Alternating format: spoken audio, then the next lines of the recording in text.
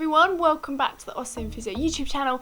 Today we're looking at the best movement and release exercises for someone recovering from a grade 1 ankle sprain.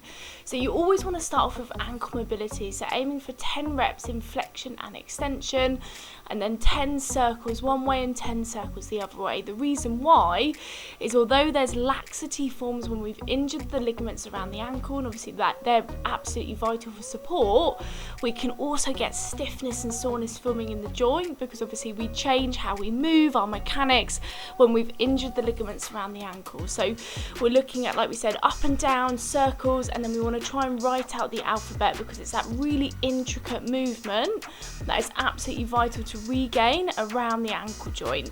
What we then want to look at is actually massaging the main muscle. So again, we know that although we want to add in strengthening, all of the key muscles around the ankle are going to be working overtime to regain that stability or help support post-injury. So we want to release through the tibialis anterior, so about 30 seconds massage on the outer part of the leg, and then moving to that inner part of the leg as well as we're relaxing around, so moving around into the different muscles.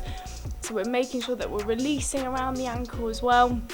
And then coming into the gastrocnemius muscle, so we're relaxing around into the calf muscle, and it's absolutely vital that we're releasing right the way around because it's very common that we have stiffness and tightness potentially forming into the joint and lots of little points of tightness as well. So I really like this because what you're doing with the massager, with the tennis ball in particular, is you're hitting both heads of the gastroc. So you're looking at the lateral and the medial heads of the gastrocs as you're relaxing around that ankle.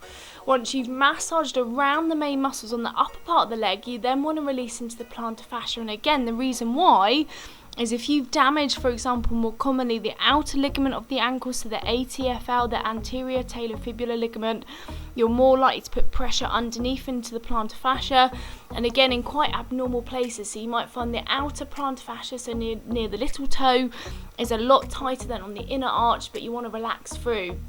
You then want to advance this release through the foam rolling, so you can use the foam roller to release down into the gastroc, so about 30 seconds, and I would normally split this into two halves. So we're looking at the upper attachments just behind the back of the knee, and then once you've done that for about 15 seconds, moving down towards the Achilles and then rolling up to the middle part, so the lower bit to the middle part of the gastrocs. So again, it's all about release, it's all about rebalancing, it's all about removing tension and rebalancing around all parts of the leg. You can then rotate the leg to hit the outer part, so we're going up into the shin to allow that to relax, and we're allowing that all to settle and release, and so we're relaxing all the way around, so absolutely key. So you want to hit all elements around this foot and ankle.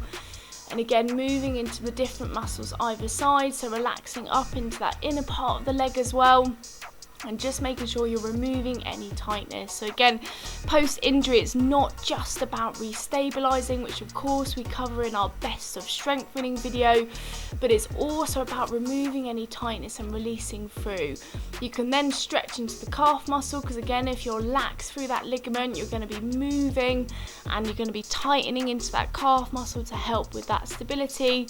So you want to aim to hold this for 30 seconds.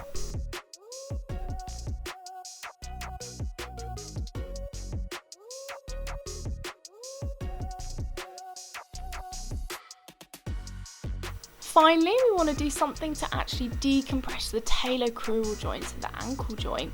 And again, the reason why is if we've got laxity, you're going to be adding a lot of compression over your talus, which is the bone over the front. So what you want to do is you want to draw a line just below the bony parts either side, so your malleoli. You're going to have one hand holding there, the other hand holding above, and then as you pull the foot away in one direction, you're going to pull the leg in the opposite direction. So you're trying to move the distance away from the hand, so you should feel it around the front of the ankle, so it's trying to capture, it's trying to release through there, it's trying to add that gapping.